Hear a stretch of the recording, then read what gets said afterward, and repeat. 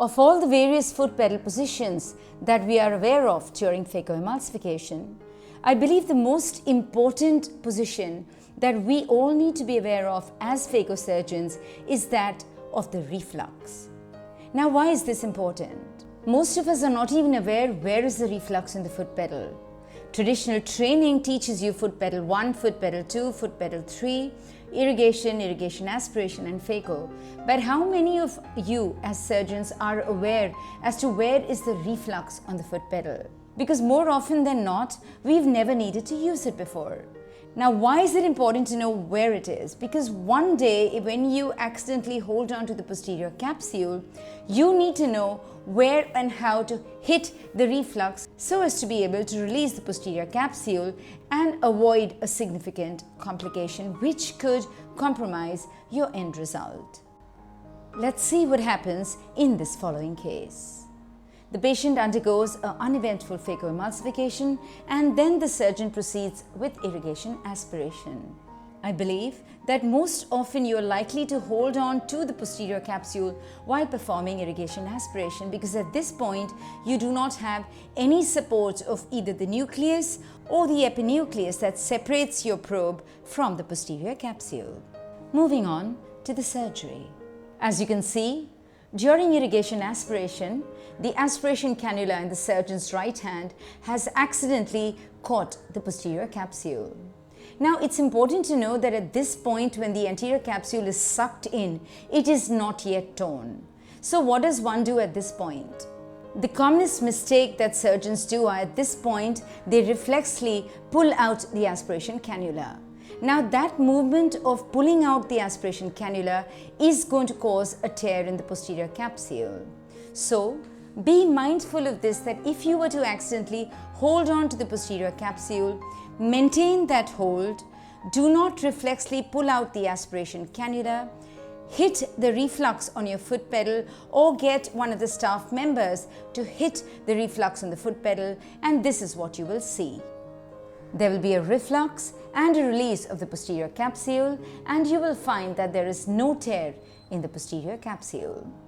Once released, the surgeon then proceeds to complete the rest of the irrigation aspiration, which is followed by the introduction of the IOL, the visco wash and the stromal hydration.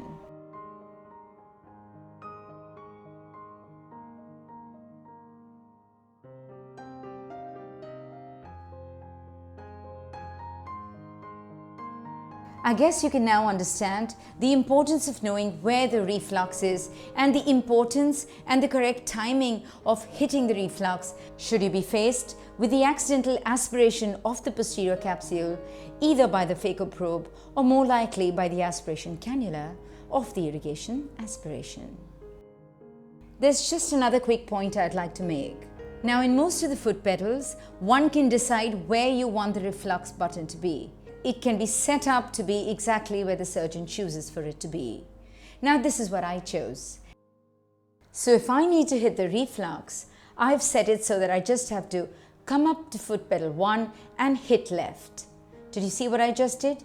Let's watch it again in slow motion.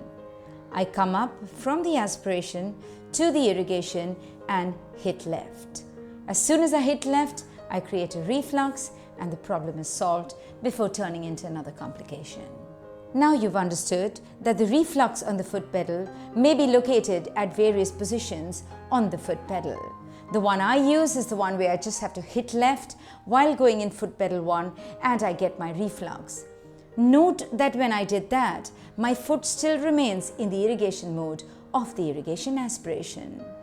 Now, what if it were at a separate location? For example, look at the point that I've marked on this image here. So, the reflux in this particular case would be located on the upper left part of the foot pedal as demonstrated in this image. Now, if that were the location of the reflux, to be able to reflux myself, I would have to lift my foot off the foot pedal, get down to 0 and go and hit it.